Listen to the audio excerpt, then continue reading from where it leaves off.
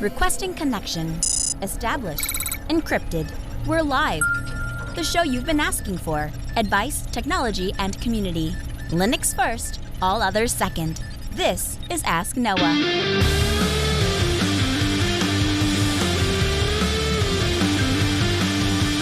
Live from Altispeed Technologies, the Ask Noah Show starts right now. This is the show where we came to do all the things on Linux they said couldn't be done and take your questions on how to do the same. Phone lines, as always, 1-855-450-NOAH. It's 1-855-450-6624, or send me an email. I'm at live@asknoahshow.com. My name is Noah Chalaya. I am your host. Delighted to be here with you as another episode of the Ask Noah Show kicks off this hour. And joining me is my co-host, the one and only Mr. Steve Ovens. Welcome in, sir. Good evening, Noah. So tonight we have a little bit of a YouTube-heavy episode, and I thought I would start by sharing a little something about YouTube. I hadn't talked with Noah about this before. We'll just see where this goes. But so by now, most people have heard of this guy, Oliver Anthony, and his song Richmond, North of Richmond. And the reason why I bring that up related to YouTube is because that is one of the few Google properties that I use with relative frequency. And it surfaced this song for me before it went viral. So it had like 900,000 or a million views, which sounds like a lot, but relative to now where it's sitting at somewhere close to 50 million views on YouTube and some 40 million or something on Spotify. Mm-hmm. I just thought that was an interesting thing where I've never actually been, I'm going to use air quotes here, a part of a viral situation before, especially when it's getting off the ground. So for What's me, the name of this? I haven't heard of it. You have heard of it. I sent it to you. Oh, okay. What was the name? What's the name of the song? So it's called Richmond, Rich Men North of Richmond. Oh, okay. Yeah. Now that I see the. Yeah. Yeah. Okay. It's just been interesting because the reason why I find that interesting is like YouTube has definitely worked to try and figure me out. Like it knows I'm a guy. It surfaces things that most typical males would be interested in, even though I don't go looking for some of that type. Like for some reason, it sends me lady golf videos, but not like golf videos for women, but like golf videos by attractive women. So YouTube is really cranking their algorithm on me, and at this one at least got me. I thought that was kind of interesting. Oh, it is living in the new world with an whole soul. These rich men know. Is this what you, when you go out to your garden and you play, is this what you do? You put this on, put the earbuds in, go out there like, I'm going to take care of my chickens. Well, you know, actually, I'm a big country fan, as is my wife. And I also like music that's off the beaten path. And I think that's what they've kind of honed in on, right? Mm-hmm. Like that I don't go and watch like mainstream country or mainstream anything. Like if I'm going to YouTube for music, it's for something a little off the beaten path. So this is definitely more bluegrass. So I just thought it was interesting that I finally got ahead of one of these viral crazes. I'm not the last one to know about it. Thanks, YouTube. Steve, I'm finally caught up with the internet, and now I'm popular or something and into the hip trend. I just have this visual in my head of Dr. Evil from Austin Powers. I'm hip. I'm with it. Yes, exactly. Look at the video. Look, now it's gaining in views, million views. Well, we're going to show you how you can take control of YouTube and you can experience the wonder that is original country music of YouTube without having to trade your privacy to do it. But first, Steve, should we get into some feedback? Absolutely. That's the right answer. All right. First email comes in from Semantic Scholar. Something tells me that's not his real name. He writes in and says, "Hey, Noah and Steve. I'm a new listener, and I found the discussion in episode 351 quite insightful. I signed up for Beeper, and I'm loving it. I wanted to ask what requirements you guys have for your kids and the platforms that they're on. My daughter is 14. I'm not sure I want to tie her or pay for a cell phone yet.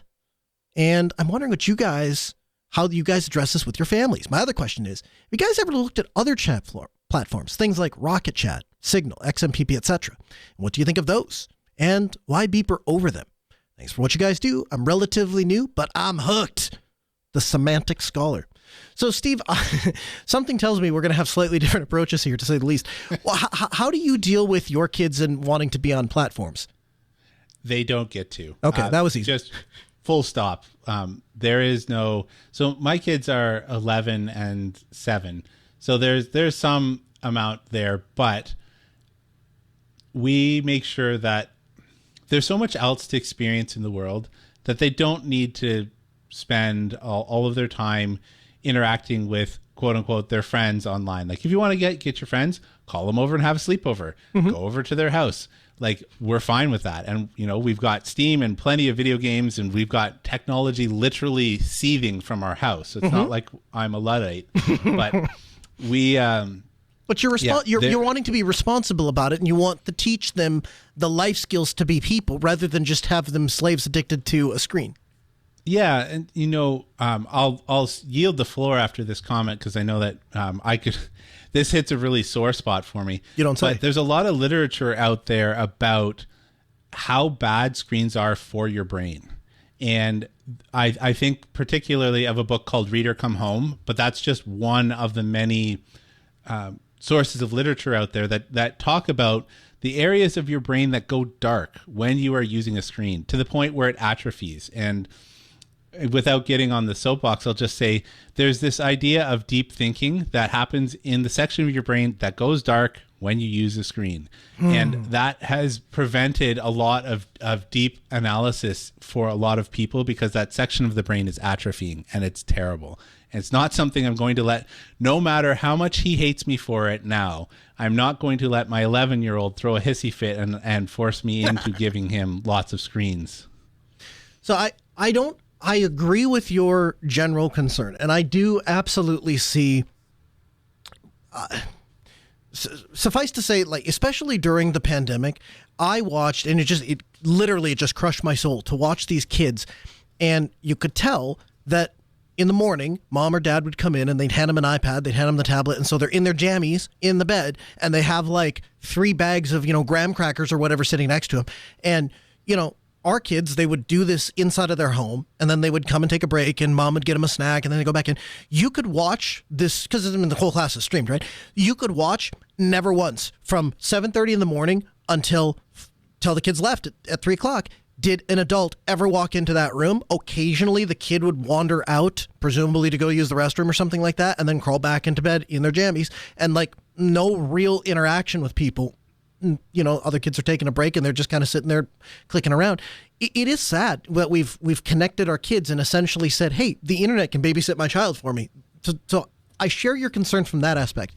We take a slightly different approach from the standpoint that I have acquiesced. And Steve would tell me, I think, that I've traded in my parent card, which maybe I have to a degree. But I've acquiesced, and as my kids have gotten older and started to get involved with kids at school, they'll say, hey, can I be on this platform? No. How about that platform? No. I want to put myself on the internet. Tell me the mistakes that you'll make and how you're going to, and what you're going to think about it in 10 years. I haven't really thought about it. Great. No. And at some point, it just got to the point where all of their friends are coordinating sleepovers or coordinating this or talking about that, and our kids just felt like they were left out. And so I've slowly, begrudgingly allowed them in small little areas to engage with other people. And what that looks like, at least for us, so we have a family instance of, as you might have guessed, Matrix, and that works for all of the, hey, can I do this, or hey, can I do that? And that's been great for our little family stuff. As they've wanted to branch out to other people, I was actually kind of surprised, because if my kid came home and said, yeah, I went to school with this kid and their parent said that this is some really super secure, ultra encrypted thing or another, I probably wouldn't let my kid download that thing. But apparently other parents do. So there's been a couple of kids that have gotten on Matrix to be able to talk to my kids, which is fine. That's great. Federation, yay. But for the ones that haven't, what I've fallen back to is just I've gotten them a JMP number and I've let them kind of text through that. Now, the 2 little things that I've put on there is, so it's $3 a month or something like that. They have to earn and pay for the $3 a month thing, which was a better deal than what I had when I was a kid. I went and talked to my parents. I'm like, hey, I want a cell phone. And they went, great. Cell phones are like, at the time, $100 a month, plus it's like $1.90 a minute. So basically, if you work a full-time job, you might be able to afford to talk for 30 seconds on a cell phone. It's like, okay, well, as a whatever-year-old, I guess I'm not going to do that thing. But our kids, feed the dog and do some of the chores. It gets them motivated to go earn money. And then there's something that they can invest in, which is the communication with their friends. And of course, they're paying per month to have that. So I've acquiesced that far to let them do that. As far as where we draw the lines, I don't really want my kids on any platform until they're old enough to understand the implications of being on platforms. And any platform I put my kid on, I would 100% tell you that you as the parent need to be signed into that account as well. You need to be watching all of the traffic that goes back and forth. And I tell you that as the guy who has to come in very unfortunate circumstances trying to figure out why so-and-so isn't here anymore and why so-and-so ran away or did this or did that. And oftentimes the answer is it started with they met so-and-so on the internet and usually the and then is never a good thing. So you as a parent have to keep an eye on those things. And so from that standpoint, I would tell you I would try to keep them on as few platforms as possible until they get to an age where they're making their own decisions and so on and so forth. And then I would tell you to watch those platforms like a hawk and be a helicopter parent in that way. Know what your kids are doing on the internet. And it's not always them that gets into trouble. Oftentimes it comes from the outside. The request comes in. All of my kids at some point have been hit up on Steam, and it's probably innocent, but you never really know. And so we have a hard rule in our house. They don't get to communicate with people that they don't know. Period. End of story. And if I catch that, I will just take their laptop away or their tablet or whatever it is, and they'll just not have that device anymore until they're 18 and go buy one themselves. So, and I'm blessed that all of my kids have fortunately respected that and follow that rule. But it's a complicated thing, especially as you have kids and other families that prioritize different things. They don't necessarily share our values of privacy and keeping kids off the internet and all of those kinds of things. To some people, just the more the better. And so we fight that. And we fight that even with the school to a degree. Our second email comes in from Intrinsic. Again, I'm thinking that's not his real name. Hey guys, bringing the show polished, informative, fun, and Linuxy. It's perfect. The best Linux podcast on the interwebs. Keep up the great work. Thanks for what you both do. Intrinsic. Appreciate you writing in. Charlie writes in and asks for recommendations on a soldering iron. Good day, everyone. Not software or Linux, but a tech question. What's a good sub $100 portable soldering iron for tech repair? The TS101 versus the Pinecil V2 or others. Thoughts on an AC versus a smart USB-C powered soldering iron. Also, can you power the USB soldering iron via a solar panel? Thanks, Charlie. So I'm going to start and work my way backwards. Let's start with this. So, Steve, how much power would you need in order to take a solar panel and power let's say a 36-watt soldering iron, 40-watt soldering iron? Yeah, you need something fairly substantial just because the soldering iron has to really ramp up when it's heating up for the first time. And when you're applying the heat to something for that heat transfer, it has to suck a ton of power all at once, right? So you can't just say, oh, well, I can get a solar panel that puts out this, because the soldering iron has peaks, right? So while it may be like a 30-watt soldering iron or whatever, it's going to pull a ton at one time, just like weld pumps or anything else where they have a high kick-up phase, and your solar panel might struggle to do that. Now, a solar panel with a battery so that you have a pool of energy might be feasible. Mm-hmm. I'm going to guess that you're probably going to want some sort of a battery apparatus that you can charge battery and then run off of there. As far as actual soldering irons, I would go Pinecil all the way. It is a fantastic device.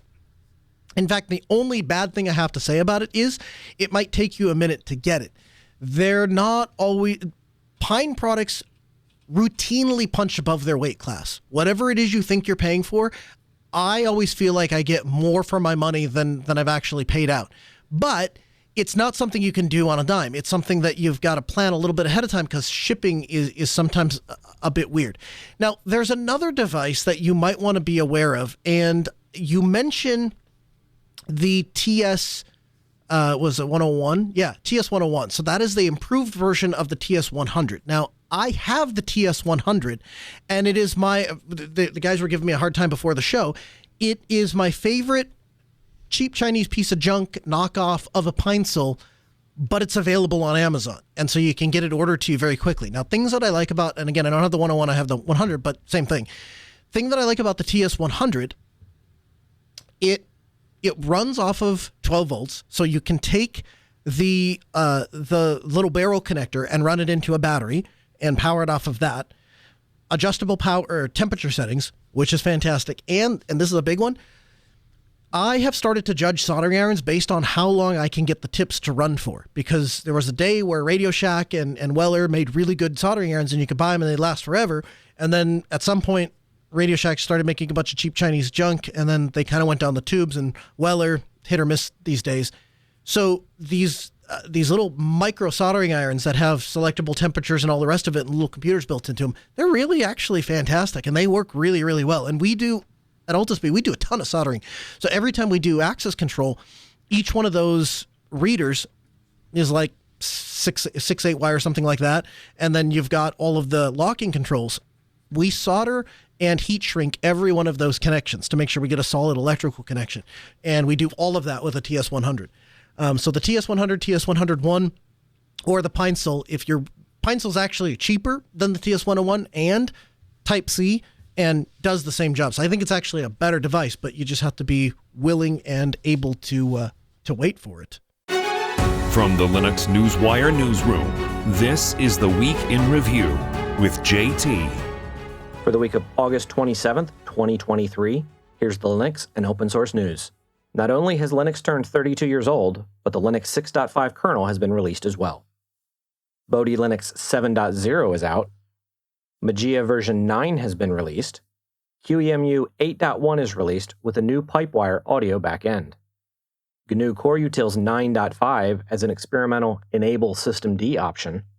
Clam AV 1.2 is out. And Firefox 117 has been released. In open source hardware news, Card.io is a credit card-sized open source ECG monitor. And Cepheid has unveiled 3 new hardware platforms based on their LM4A RISC-V system on a module found in their Lychee Pi 4A single-board computer. The 3 new hardware platforms are the Lychee Cluster, the Lychee Pad, which is a 10-inch tablet running Android 13 or Debian, and the Lychee Console, a portable Linux console with a small 7-inch display and built-in keyboard. In open source AI news, Alibaba adopts the open source model for its AI offerings. Stability AI, makers of the image generation AI Stable Diffusion, have recently launched StableChat, a web-based chat interface for their open access language model, Stable Beluga. eSentire Labs has announced the eSentire LLM Gateway, an open source implementation framework that provides security teams with visibility and control to monitor the use of ChatGPT and other large language models in their environment. The LLM Gateway is available on GitHub. And Facebook continues to be attacked for claiming that its Llama 2 LLM is open source. And more than 75% of enterprises do not plan on commercial use of LLMs in production, citing data privacy as a primary concern. In security news, a ransomware campaign by the recently emerged Monty ransomware group is targeting victims with a new Linux variant of its malware. The threat group is the latest in a growing number of ransomware groups finding profit in going after Linux infrastructure. Researchers at Trend Micro said that the threat group is now deploying a Linux encryptor to target victims in the legal and government sectors. And lastly, someone has gotten Linux to run on a Commodore 64 simulator with a boot time of 1.6 days. 1-855-450-NOAH. It's 855-450-6624. Ryan from Georgia, you're on Ask Noah. Good evening. Hey, Noah and Steve. Thanks for taking my call. You bet. I have I'm doing some work on my home network, and I kind of just have a run-of-the-mill router and Wi-Fi right now, but I've got some routers that I've recently bought and put installed OpenWRT on, and I'm trying to kind of transition over to using these routers on my home network. And I just had some general questions. I'm trying to learn a little bit more about networking in general. What I wanted to do was to plug new router, add this new router into my network. But I know that creates a problem having two different routers active. And what I'm trying to understand is if you can essentially create like a subnet by plugging a new router in, WAN to the LAN, so that I can to use the new router without dismantling, the old until I'm comfortable with the new. Does it make sense what I'm saying? It does. So, okay. So you're dealing with a couple different things here. So the first thing is the reason that we don't want to plug multiple routers in oftentimes is because if done improperly, your router is doing more than just being a router, right? Routing is one of the things that it's doing. But the other thing it's doing is it's often acting as a DHCP server. Depending on the model you bought, it might also be doing DNS, and it could even be doing Wi-Fi and all the rest of it. And so if you start getting too many of those things operating, they can conflict with each other. When you ask about making a subnet or putting one router downstream of another router, indeed, that's really what the internet is, right? You plug your router into your ISP. You can kind of think of your cable modem almost like a really big switch, and you've plugged into their switch port. But eventually, your ISP has a router, and they uplink somewhere else, and that bigger pipe ISP uplinks somewhere else, and that's largely how the internet is constructed. So can you plug one router into another? Absolutely. Will it work? 100% it will. So you'd plug from your existing router, you'd plug a cable into the WAN port of your new router. Now your new router gets, let's say, a 192.168.0 address. It's not a publicly routable IP, but your router doesn't care. Networking principles still function, so that'll work just fine. What breaks? You create something called the double NAT. What natting is essentially a way to where you can have one public IP address, but you can do multiple things over it. In order for that to work, your computer has to generate a unique port every time it makes a connection to a service. So if you go to something like ipchicken.com, they will show you what randomly generated port that browser, that tab is using. So I just went to ipchicken.com. It shows me my public IP, and then under it, it'll say remote port. So I see that I'm using port 64408. So in this case, that browser tab has negotiated through my router using NAT to say, hey, any traffic coming into 64408, you hand it to this tab in this browser on this computer on the inside of the network. The problem that you run into when you put two routers in, you essentially, you're doing that twice, right? The first is you're doing NAT over the public internet and through your first router, but now you're creating a double NAT by going a second time through. So stuff like web pages is going to be fine. That will pass through double NAT just fine. What won't work very well is things like universal plug and play, things that rely on NAT to be able to negotiate a port to be able to talk back and forth. So it's generally not advised to put two routers, one in front of the other, unless you know what you're doing and you've accounted for those types of things. That is to say, you know that you have a particular service or a thing that's going to need to be passed through, so you directly pass those ports all the way through to the end network.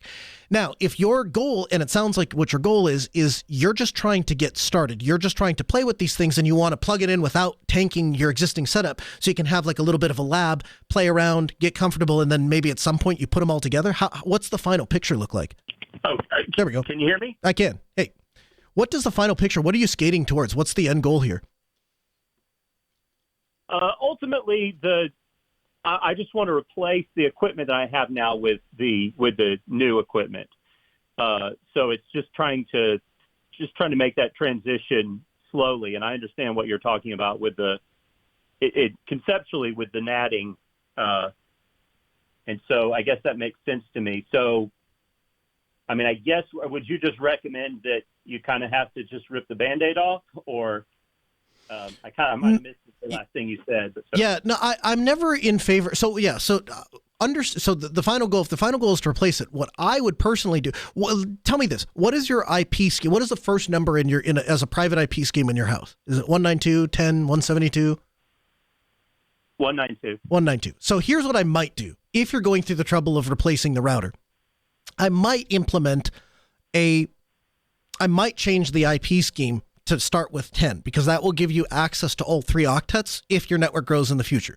So to begin with, you could do like 10.100.100.0 and keep it a /24. So you'd have the same subnet stack as as the rest. So if you decided to make an IP change, I might do it there. But if you don't do that, there's no reason for you to have to rip the Band-Aid out. What you can do is you can configure your new router identical to your own one. Set up the exact same IP scheme, set up if you have any port forwarding, duplicate all of that. And in theory, what you should be able to do is just unplug one and plug in the new one, and away you go. And your services likely won't even know that anything has necessarily changed. They'll figure out that there's a new MAC address, there's a new place, but all the default gateways and all the rest of it, it's all going to essentially stay the same. So over time, your devices will refresh their DHCP lease, so that'll be about it. And you can absolutely swap one gateway for another without having to do a lot of reconfiguration. But if you're going through the trouble of switching out gateway, you might think a little bit ahead of like, well, what if I want to grow my network? Now would be the time to make an IP change. Yeah. Okay. Yeah. And so, I was kind of figuring I would end up changing the IP address scheme. Mm-hmm. I mean, I'm kind of using probably the same right now. I have the scheme that probably 99% of the world has. Mm-hmm. And I thought, it wouldn't be a bad idea to choose something a bit more unique. Mm-hmm. But anyway, I understand what you're saying. That would be one way one option would be just to take to set the new one up, like you said, like the old one. And then I could pretty easily plug the new one in. If I had any concerns, I could swap back easily enough. Right. I could go that route and then maybe change the IP address later once I'm confident in the new equipment. I guess that would be a one way to go. Yes, the surgical approach. Yeah, the reason for unique IP private schemes where that you run into issues with that is if you ever have like a work VPN, or even if you use like PIA or something like that. If you use very common IP schemes, you'll find it to where you can't connect, or you can connect, but you won't be able to reliably pass traffic because it gets confused.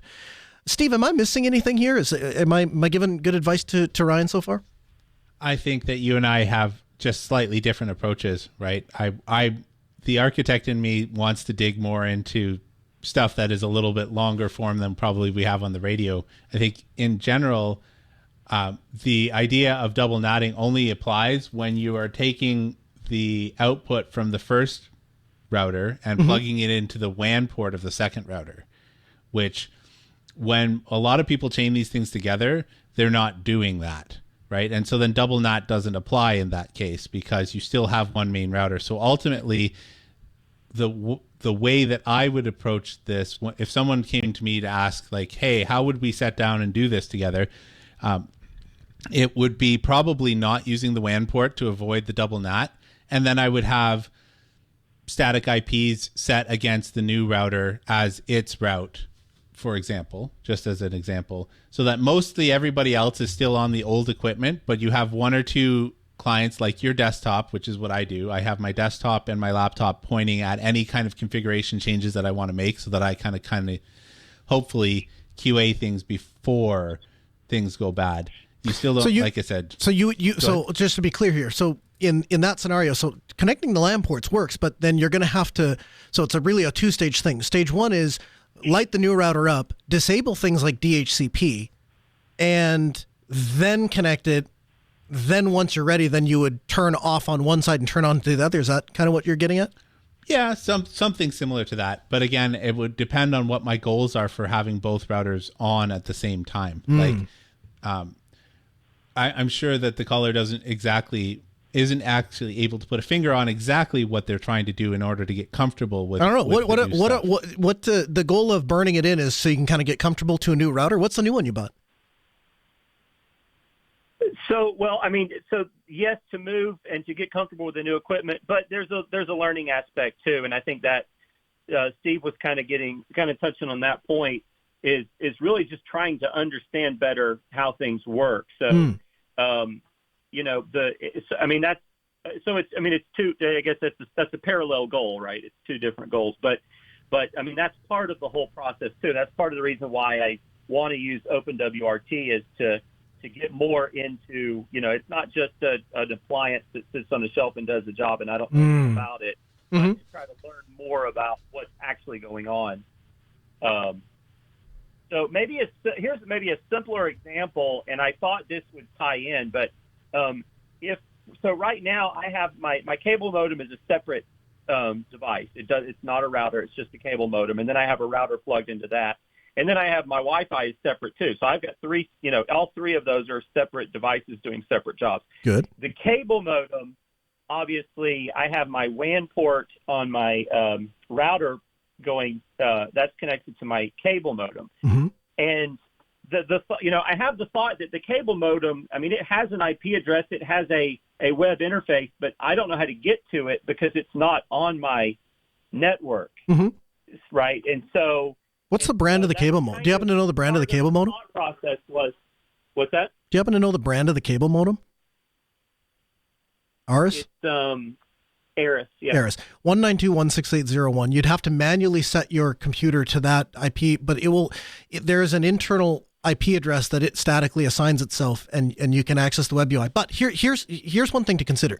It depends on what ISP you have, but some of them will let you split the WAN connection. So you can actually come out of your Aris modem into a switch, and then you could feed both routers. You could feed your new one and your old one at the same time.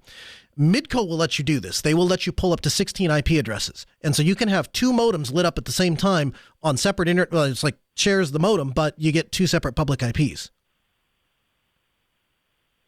Oh, really? Okay. Yeah. So there's a third option in the mix. To do that, you have to have a switch. Yes. You've got your cable modem, and then you've got the switch, and then you could have multiple routers plugged into that switch. Correct. And they each are getting different public IP addresses, but that depends on your ISP. Yes. Okay. So I could that would be an interesting thing to try. When you do that, though, are you then able to access one network from another? No. Is that a possibility or? No, you're at that point. You're setting up something. It's like setting something up on an island. It's a whole new kit and caboodle. If your goal is to kind of slowly, surgically move from one to the other, Steve's approach is probably the best one. Go into the router the first time, shut all of the services that are currently being handled by your current router off, then connect the LAN ports together, leave the WAN port on the new router disconnected, and then as you're ready, start shuffling stuff from one to the other. Turn DHCP off on the old one, turn DHCP on the new one, and start sliding services over until everything is moved onto the OpenWRT router. Yeah, and then eventually you turn off the DHCP on the old router and turn it on the new router. Right. And okay, that's kind of the last. I mean, when you do that, you're pretty much probably done with the old router. At that point. But again, that makes sense to me. Okay, well, you give that a shot. Give us a call back if that doesn't work or if you run into any issues. And we'd love to take your calls. 855-450-NOAH. It's 855-450-6624. The email live at AskNoahShow.com. Sharper0746 in the Geek Lab. You can read about it at geeklab.ninja. Says, hey, Noah and Steve, I'm so happy to be able to join the show again. I was wondering if you have any recommendations for a tool to host my personal self-host blog. I have the idea to document my self-host journey and have it all in a blog. I was trying to use WordPress. It's very confusing on where to start. There are just so many things. Thank you for the advice. Keep up the great work. Steve, what would you do for Sharper if you wanted to have a self-hosted blog? What would I do personally? I probably would use something that uses static files. There's several out there. I know the name is escaping me. Hugo. I know somebody in the Geek Lab is screaming at me right now, telling me, yes, there you go. I probably would go something like Hugo as opposed to something more fancy. If I was trying to get, there's a difference between a blog that's providing information and a website that's actually trying to be flashy and showing pictures and stuff like that. Okay, here's a thought for you. So absolutely, go hugo.io. You pick out a template, you can get up and running. It's super easy. And the nice thing about Hugo, as Steve was pointing out, it's an engine that builds static HTML, so it's stupid simple. And then the other side of it is the only thing that you have to know. You feed it Markdown files, and the engine spits out HTML. It's a beautiful thing.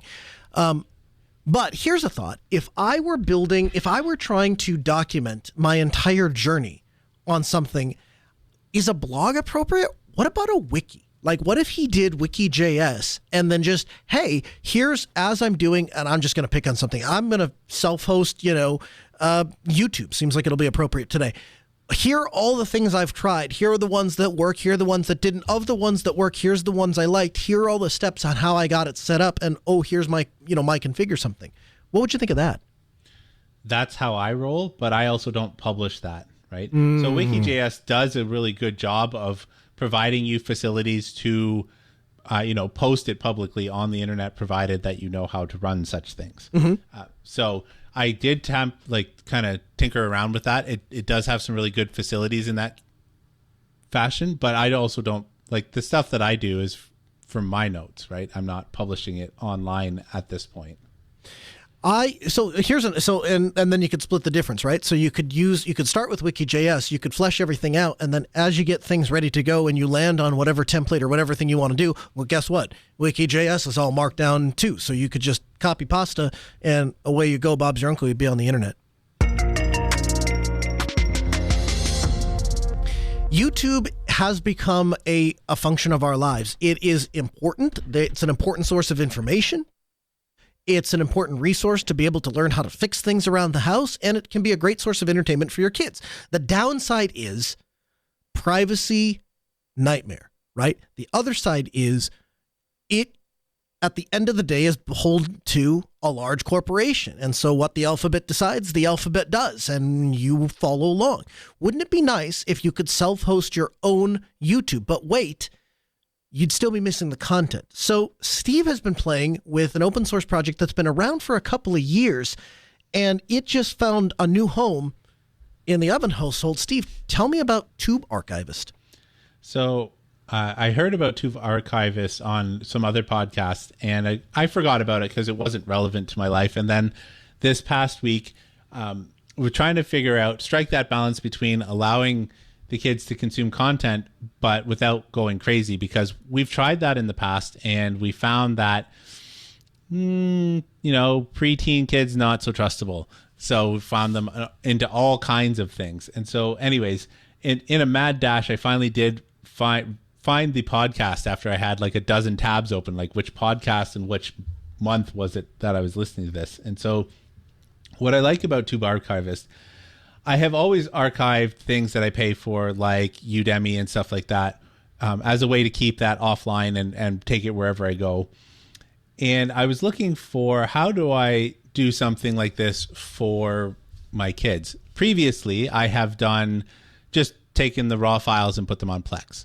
But that doesn't give you the nicest UI experience. And Noah and I were discussing this, like folder structure and fine is like, it's ingrained in us because we've been in IT for so long, but most people are not like, I've got to click on this folder and then I'm going to click on this one, and this one has 15 folders and I'm going to click on this one and I'm 17 folders deep, and then I get to my file because that's how I've organized things. But Steve, subdirectories make it easier to index files, and then the file manager runs faster.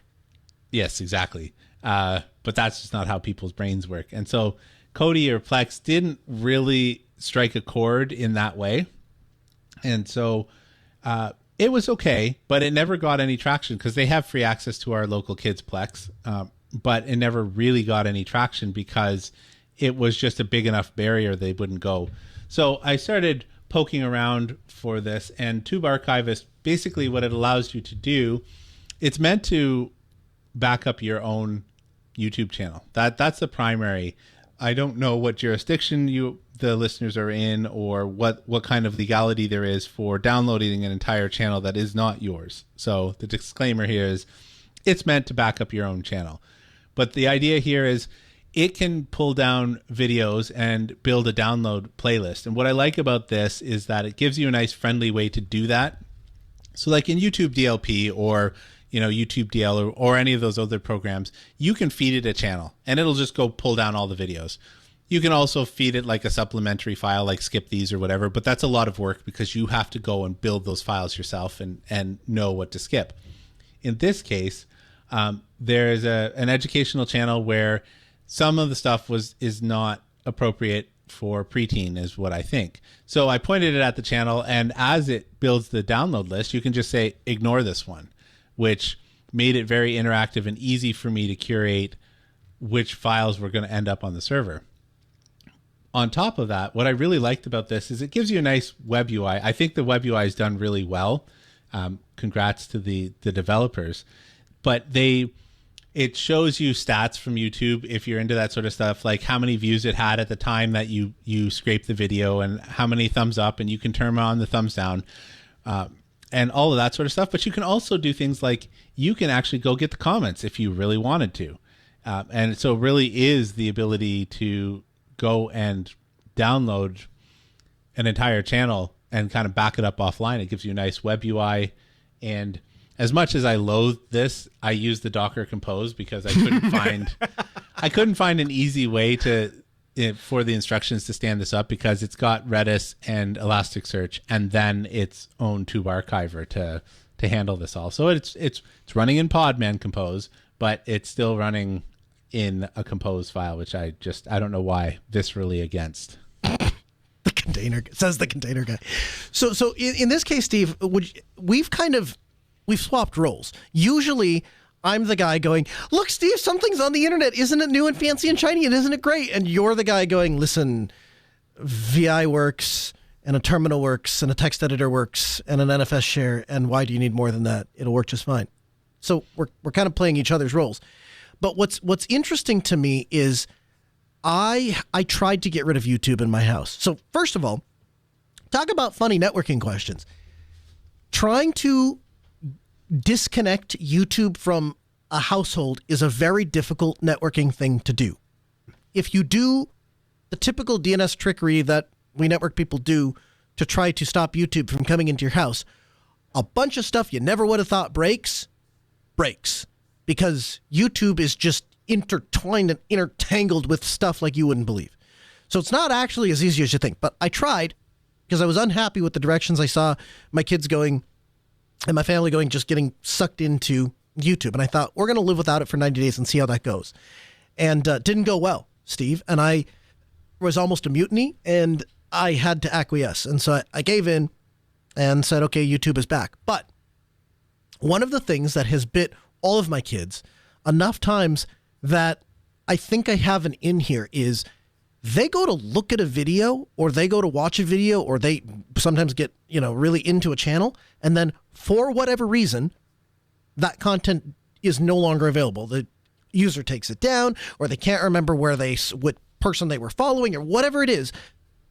For whatever reason, they lose track of those videos. And that has bit all of them enough that I think if I said, hey, you can watch YouTube in a different way, all of the same creators and all of the same information that you're looking for is still available to you. However, it's going to wind up on, in our case, on our NAS. And so you can watch it on your normal TV with regular speakers, which you'll be able to hear easier. And oh, by the way, they won't have any opportunity to take the content away from you. It'll be there forever. Once you watch it one time, it's there. And then I started thinking, well, even beyond kids, think about things that are politically unpopular. YouTube it's a business first and foremost. So once something becomes unpopular enough, we've gotten to the day and age where it's not okay for me to say, you and I disagree on this thing and we'll just intellectually disagree. You can't have that. If we disagree and something is wrong, I'm using my air finger quotes there, it has to be scrubbed from the face of the internet. And YouTube is going to comply with those things to the extent that it hurts their business model. In this case, once you get something, again, whether you agree or disagree, there's a whole bunch of information or disinformation, as some people would call it, that has been entirely nuked from orbit on YouTube, and you just can't get to it anymore, which is kind of sad. So this can be a great way to archive material that you're interested in. And this is particularly true if you follow, how do I say this, spicier YouTube channels. It's going to automatically download the content for you. And then even if the YouTube channel removes or deletes that content before you even realize it was a thing, and before you've had an opportunity to watch it, you still have a copy. And then on top of that, safer access for the kids, because you have some control over what they can get to and what they can't get to. And as platforms change the content, your content in your house stays the same because it's all local.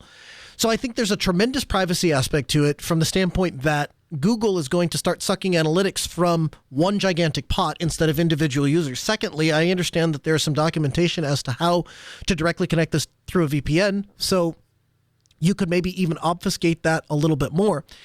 Then I wanted to get into some of the problems with it. So there isn't much. You've said that you're happy with it as is. I've not personally used this, but I'm extraordinarily intrigued, and your timing couldn't be more righteous, because I'm literally on the 37 amp hour. I'm living on an island. If I didn't have access to the internet, could I be a self-sufficient human being? And I'm finding the answer to that is yes. You just brought YouTube to my island, or gave me the tool to do it. So I'm incredibly intrigued. Some of the things that you said were maybe a bit of a shortcoming, or maybe a blind sight, an ability to improve upon. Things like access control. Talk about what could maybe be improved. Where is there some room for growth? So I thought it was a weird dichotomy that they have integrated identity management providers like LDAP or Active Directory, but all of the users can go in and do whatever they want regardless. So it gives all everybody 13,000 their own of them login. that you needed to tie to your central directory service. So I made my kids a login and then went in and realized I can delete videos and I could add channels and stuff like that, which is not what I want. Like, ideally, what I want is that they go and just consume the content that we've already kind of curated for them. Honestly, largely, this is currently being used for schoolwork related stuff. So it's educational stuff. And it's just that, hey, you can go here and watch your educational stuff without me having to worry that the YouTube algorithm took you somewhere or you went somewhere else. Like, so yeah, that it's a bit of a downside because they can still go in there, and currently it's on the roadmap in air quotes, according to the FAQ. There's just no way to restrict that. A couple of honorable mentions we also wanted to get out there. So the first is Invidious. You can learn more at invidious.io, and it's a privacy-focused, ethically designed ability to front end to YouTube. So essentially, you can do searches on YouTube.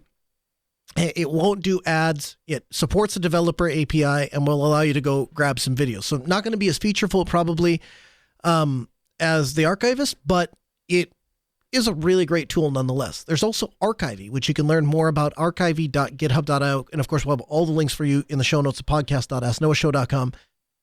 So Archivy and ArchiveBox, you can kind of think of it like a local hosted version of Wayback Machine. So if you've ever used the Wayback Machine to go to a site that has been taken off the internet and it's archived there and you're able to go back and look at it, this is where you can host your own version of that. So as you go look at websites, it caches them, it stores them for you, and now you have a separate copy of that page in your own little world.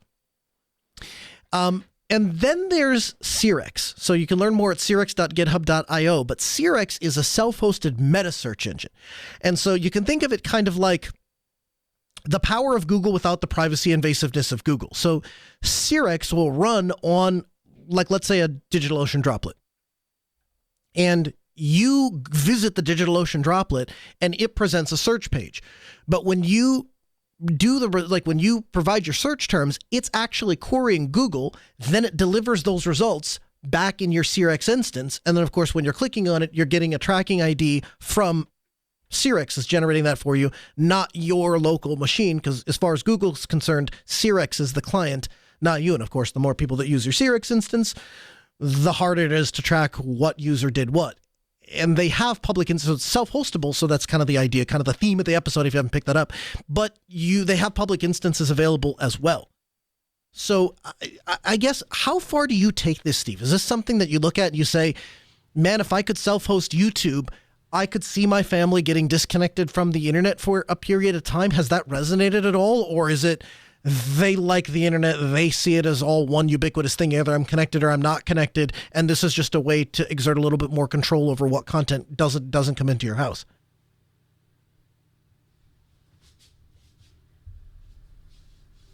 Did I lose you? I just caught the back end of that question. Oh, sorry. My question was, has this inspired you, and or does it further your perspective of, hey, I potentially want to self-host everything disconnected from the internet, or is it more a function of your family sees the internet as ubiquitous as connected? So either they're on the internet or they're connected or they're not connected. There isn't really a desire to live in this kind of middle land. Kind of a difficult question. I mean, I'm an avid self-hoster for sure. And that's definitely part of it, but more what this allowed me to do was I created a VLAN that can't get on the internet, but only has access to the Plex server and to Tube Archiver. And I can say, hey, here, your laptops can go on this Wi-Fi network. You can play games together because you'll be on the same network, but I don't have to worry about them going off onto the internet unsupervised. And so, you know, it's kind of somewhere in between, I suppose. So you've created an island. You've created a firewalled island that you allow your kids to kind of play in a safe space. Yeah, it's kind of like, you know, for everything else that is remotely dangerous, whether it's ideological or physically dangerous, there's always some sort of on-ramp. But for whatever reason with the internet, we're just like, whatever, go nuts. You know, what could happen?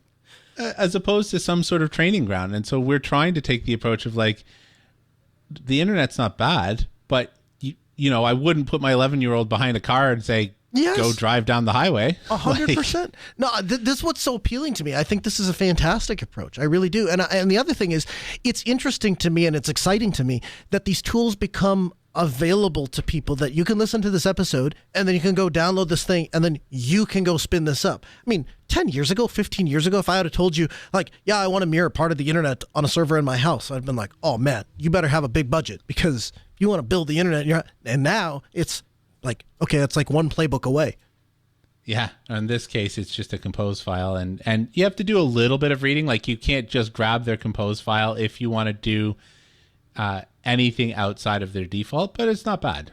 What's the end result? Like, so you do most of the viewing in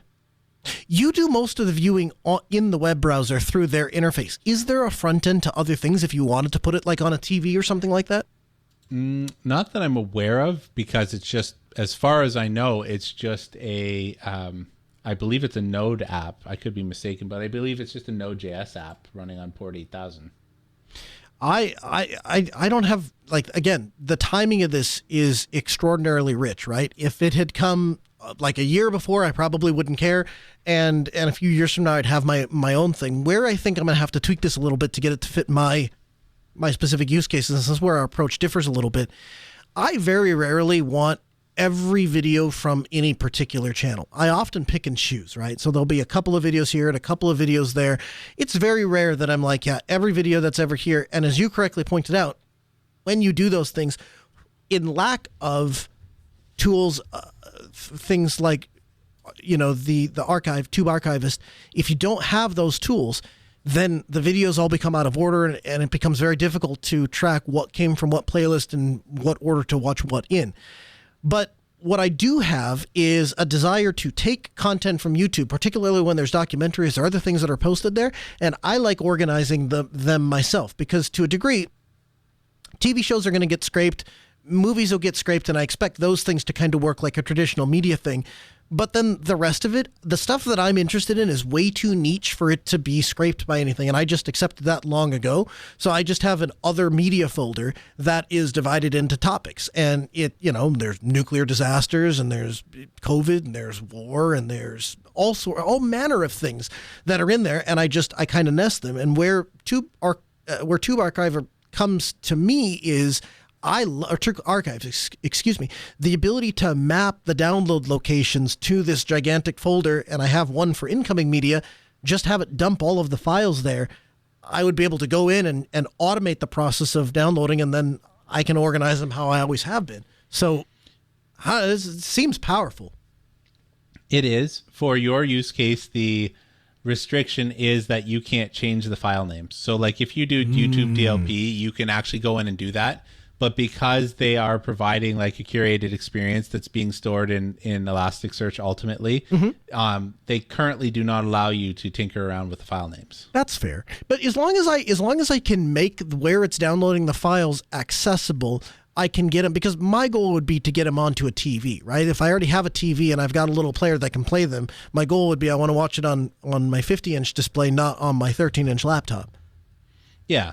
Yeah, I mean, like I said, so essentially what it does is it creates a hash and stores that hash in the Elasticsearch so that it can tie the metadata to it, and it names the file the name of the hash. So from your perspective, it would look like a bunch of gibberish. You'd probably have to go rename the files after it downloaded. I see. Okay, well, a bit of tweaking. But here's the deal. At some point, I'm sure they're going to come out with front ends for Kodi and all the rest of this. This is kind of early days. It's getting a lot of traction, but it's at version 0.4. So we'll continue to follow it, and we'll keep you abreast of the latest, as I say. Music and areas, we're out of time. Podcast.asknoahshow.com. See you next week.